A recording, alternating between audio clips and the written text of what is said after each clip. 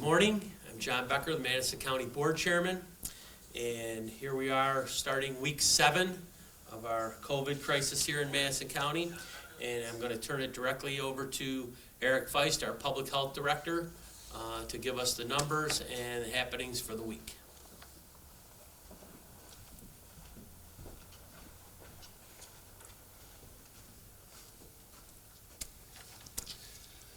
Thank you, Mr. Chairman, and good morning, everyone. So I'll just get started right with the numbers. So far, we've tested 1,375 individuals. Of those, 1,169 have been negative. We have 167 positive. We have 39 results pending. We have 112 people who have recovered, and we've had 5 deaths. For those of you who have been keeping track, our number of new cases over the last week has unfortunately gone up almost 5-fold, but there are a couple of main factors for that happening. First, we unfortunately have had several cases among staff and residents at the Grand Rehabilitation and Nursing Facility in Chittenango. And obviously this is of concern to us because it's the COVID illness among nursing home residents and the elderly tends to be more severe. We do want the residents and family members of those who are staying at the nursing home to know that the Madison County Health Department is working closely with the New York State Health Department, who oversees and regulates nursing homes, to address the ill residents and staff in that facility, and to make sure that measures are in place to reduce further exposure to other staff and residents, while also limiting any risk to the surrounding community. We've also had several workers at the Green Empire Farms greenhouses become victims of the virus. The Madison County Health Department has been working closely with the greenhouse since March to make sure that they've had protocols in place. And I think the greenhouse is doing things that they need to be doing to protect their workers, such as social distancing, providing masks, taking employee temperatures when they arrive to work, and other safety and health protocols. Unfortunately, employers can only control what their employees do while in the workplace. Please know that the Madison County Health Department staff are working to make sure that those workers who are positive and those who they've come in contact with are being isolated and quarantined to limit any further spread, to receive the health care that they need, and that they're educated on best practices. We are working closely with the State Health Department to set up a testing site targeting those workers. This testing site will not be open to the general public. By targeting those workers for testing, we hope to identify quickly those who are ill and get them isolated and quarantined, thereby controlling the spread to others in the community. So this recent uptick in new cases is a reminder to all of us that this disease is still very present. It can spread very quickly. So even as we begin to talk about recovery and reopening, we still have a lot of work to do.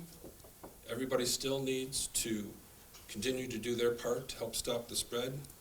We need to continue to wear face coverings. We need to practice social distancing, good hygiene, and stay at home when we're sick. On a positive note, the hospitals are continuing to do their elective surgeries, which is a good sign. As I've said every day, today we're one step closer to the end of this.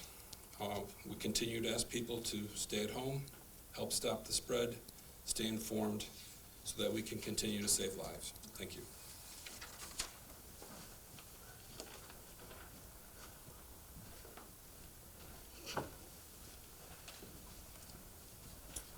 Thank you, Eric.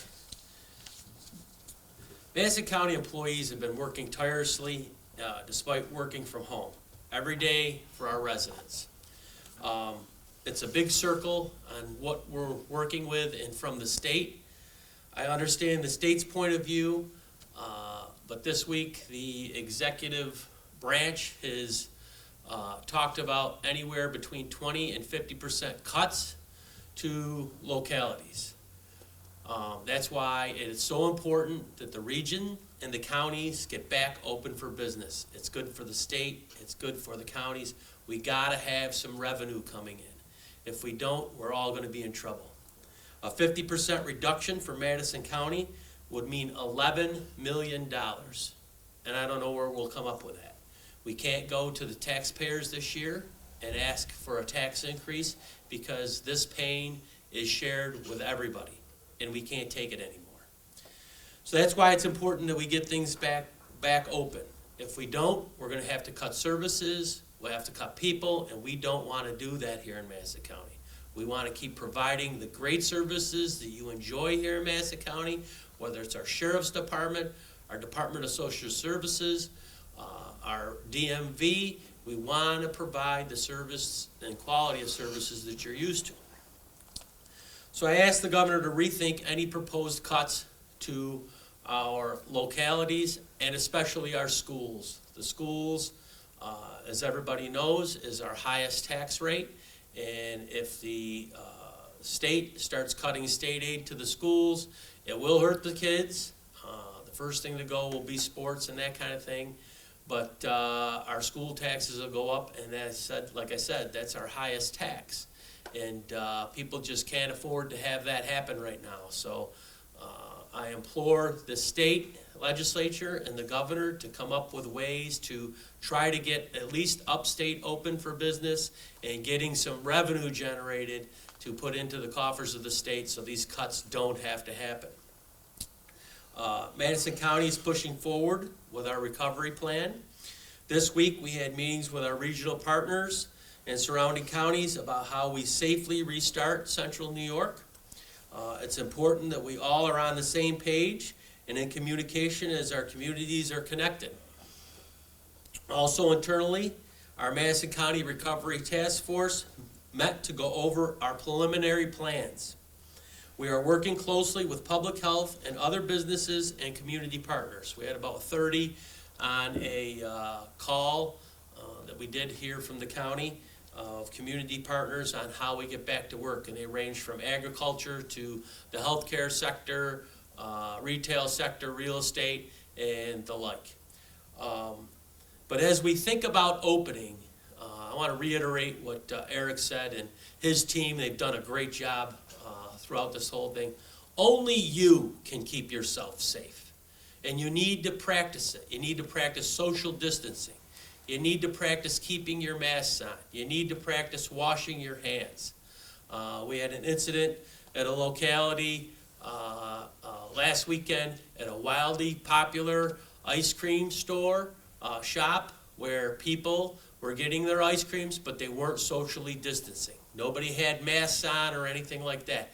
You need to social distance. You need to keep your masks on. If you do that, we're going to get through this thing. We're going to get open. We're going to start generating some sales tax revenue and get us back to normal, whatever that normal is going to be. But I know people got to get back to work. We got to socialize, but we've got to use our heads on how we do it. And only you, each individual, you've done a good job so far, can do that.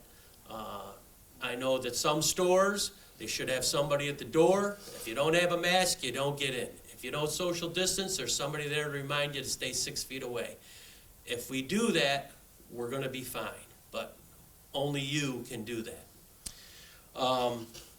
Also, on another note, I know that there's a big retail store in the city of Oneida, Lowe's. It's supposed to be a nice weekend this weekend, and there will be people there buying flowers, buying things for landscape. Well, I know of 3 other small businesses that won't be open because they don't offer other goods to make them an essential business. That hurts us as a locality. It hurts them as small business. We need to look at this as a whole and get them opened up. If they're practicing social distancing, they have masks on, they're practicing the proper hygiene, we think that the executive office should make exception for these. Now that the weather's getting better, people are at home, they want to do their projects at home. Small business that offer the same types of services that the big box store do should be allowed to be open. Our Office of Emergency Management this week hosted, in conjunction with towns, 6 drive-through hand sanitizer distributions. There's one this afternoon at 1 o'clock, in North Chittenango between the school district and the Town of Sullivan office building. It will be a drive-through. There will be milk, potatoes, hand sanitizer, and masks at this. I want to give a shout out to the mayor of Chittenango and the food pantry of Sullivan that they're putting together boxes to take to residents that are shut in, which is a great thing, I think, for people who can't get out to the stores. We've talked about that before, to think about your neighbors, pray for your neighbors, be considerate of your neighbors, and when you're online and nobody has a mask on, just considerately say, hey, you really need a mask on, not only for yourself, but for everybody else. You don't need to get nasty about it or holler or anything, just be nice, that's all. We also been added for May 5th from 10 a.m. to 12 in the town of Lincoln, and then Stockbridge from 1 to 3 on May 6th from 10 to 12 in Madison, and from 1 to 3 in Hamilton. These times are fluid due to how long supplies will last. Keep an eye on our website and our Facebook page, and Samantha Field, our PIO, and her team will get you the accurate information that you need to be able to go to these. We ask that public stay in their vehicles and wear your face mask. When you drive up and you put your window down, have your face mask on. We are not really social distancing then, so you need to have your face mask on. If we're handing you a jug of milk or a bag of potatoes or your face mask or hand sanitizer, you need to have your mask on. Think about it. A lot of common sense. Those distributing the hand sanitizer will also be wearing face masks and face coverings to keep them safe. So until next week, stay safe, stay prayers for your neighbors and everybody that this has affected. It's not, I'm afraid that it's not going to get any easier as far as the economy goes, but we got to do what we can to start moving things along and getting back to work. Talk to our group, and if we are going to, as a state, start canceling outdoor events, state fairs, and things like that, people are going to travel to other states. That's the inherency of humans. We're going to travel because we want to be social, we want to do things. If we're going to cancel car shows here in New York State and they have them in Pennsylvania, guess what? People from here are going to go to Pennsylvania and they're going to spend their money in Pennsylvania. They're going to pay Pennsylvania sales tax. So we need to think through and come up with common sense parameters on how we move forward. And until next week, thank you, and I'll take any questions. So, yes, sir. Sorry, I missed the start. Could you just kind of go over a little bit about the situation going on at the Grand, the retirement home? I'll let Eric answer that. So.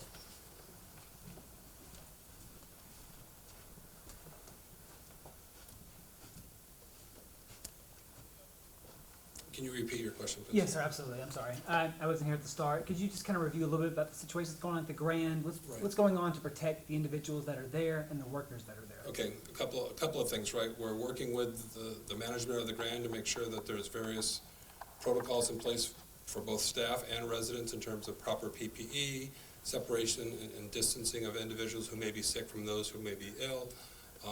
They're looking at other things like how they do staffing, so staffing are only staying in one part of the building, they're not moving around the other building and possibly spreading to other areas. Those are the types of things that we also, last week, my office sent over to the Grand testing kits, so they were able to test quite a few people, and part of doing that is to understand who else might be ill, so they can try to contain that. So, I guess what is the immediate goal as far as containing the situation there at the Grand? What are your expectations? How do you feel like things are going to go in the near future? well, I mean, our desire is to not let anyone else get sick, and those that are ill to recover successfully. I will tell you that the state health department is actually on the lead on this. We're supporting their efforts, so they'll be going in and doing, taking the lead, working with the agency. So there may be some additional things that the state will be asking them to do to make sure. Great, thank you so much. You're welcome. Elaborating on that question, I'm sorry, just a few more things. You said there was a medical testing facility that's open up to the workers, something before that there's a testing facility open up in Madison County for first line workers or people at the nursing home? No, we provided test kits to the nursing home. They tested their own staff and residents. That was about a week ago. Okay. Have there been any other nursing homes in Madison County now that you've found an outbreak at the Grand? Have other nursing homes begun to test their residency as well? I can't speak to whether or not they've been testing their own residents. I believe they have, but I couldn't confirm that.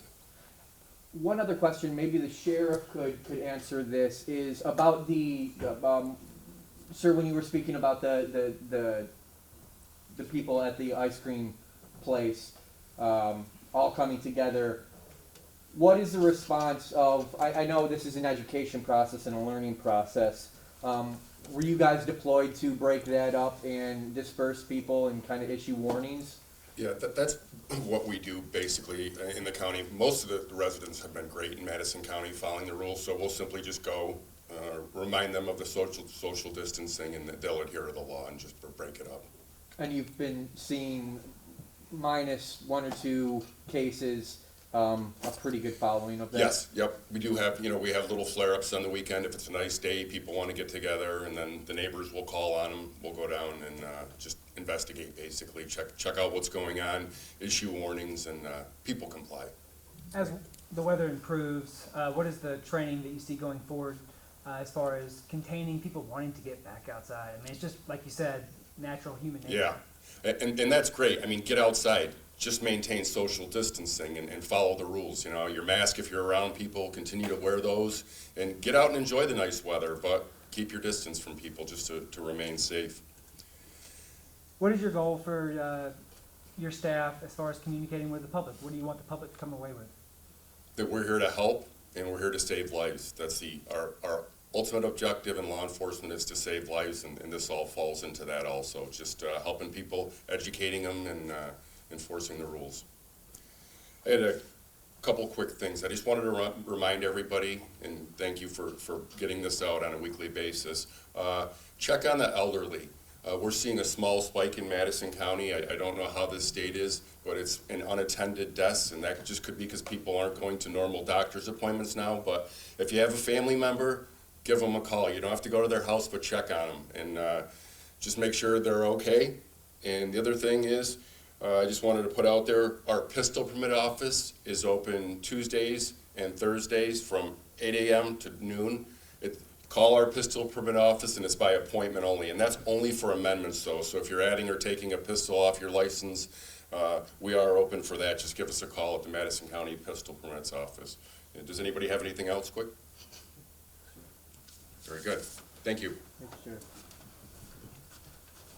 Thank you, Sheriff. And let's remember how this whole thing started, that with the social distancing and everything, we wanted to flatten the curve. We have flattened the curve. Now the narrative has seemed to change to safety. And again, I'm going to reiterate that only you can keep yourself safe. Don't put yourself in a situation where you're not safe. Masks, hand washing, social distancing. And one more thing I'd like to add. The DMV is still taking your registrations and that kind of thing in the slot box downstairs. They empty the box every day, and they're doing a great job processing whatever registrations and paperwork you need for vehicles. So keep that stuff coming. It's right in the front door of the county office building here, the boxes. Just slide it in, and our county clerk and his group at the DMV will get you processed and get it back within the week. So Last thing, sir. Yes, Last sir. thing, I promise. The last time I was here, you spoke very passionately about the fact that you're ready to open. Your county feels like it has the proper procedures in place to get this place back in line and make some money. How do you feel about that today, just a week later? well, it's kind of overshadowed a little bit with just the 2 situations that we have. But I don't think everybody should be penalized because of that. We're going to have another county call with our partners, and they're going to come up with ideas on how they open safely, their protocols and everything, and we'll share that with Eric, the sheriff, and everybody else on how we do it. And I still feel pretty good that we can open, but we got to open with common sense. And to go back to the question with the sheriff and have him up here, we don't want to send anybody out. The sheriff doesn't want to come. You know, that's a pain in the neck. So just use your common sense. If you're getting in a gathering, stay 6 feet away. Nobody's going to bother you. But we don't want to send anybody out. I mean, that's ridiculous. I mean, people need to get outside, but use your heads and common sense. And does anybody else got any questions? One question on the calls that you're having with county leaders, is there a representative, I'm assuming, from the state Department of Health that's kind of more or less acting as a liaison in between? Yes, there is a state government? liaison from the governor's office that's working with Central New York and the 11 counties from our area. So, And the calls have been going well? yes, yep. So, okay? All right, thank you, everybody. Thanks, sir. Yep.